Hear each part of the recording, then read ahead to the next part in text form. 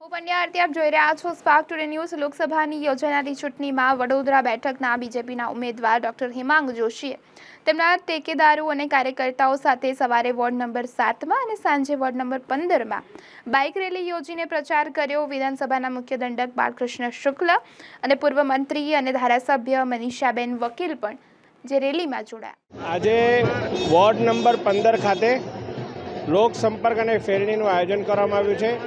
મોટી સંખ્યામાં કાર્યકર્તાઓ અને સાથે રાવપુરા વિધાનસભાના યશસ્વી ધારાસભ્ય આદરણીય બાલકૃષ્ણ શુક્લજી, શહેરવાડી વિધાનસભાના લોકપ્રિય ધારાસભ્ય અને પૂર્વ મંત્રી આદરણીય મનીષાબેન વકીલ, વોર્ડ નંબર 15ના પ્રમુખ મહામંત્રી શ્રી, સર્વે યુવા મોરચા, મહિલા મોરચા, બક્ષીપંચ મોરચા, કિસાન મોરચાના કાર્યકરો અને મોટી સંખ્યામાં યુવાનો જોડાઈને લોકોનો સંપર્ક કરી રહ્યા છે, પ્રચાર કરી રહ્યા છે અને ખૂબ સારો ઉત્સાહ અને આવકાર મળી રહ્યો છે।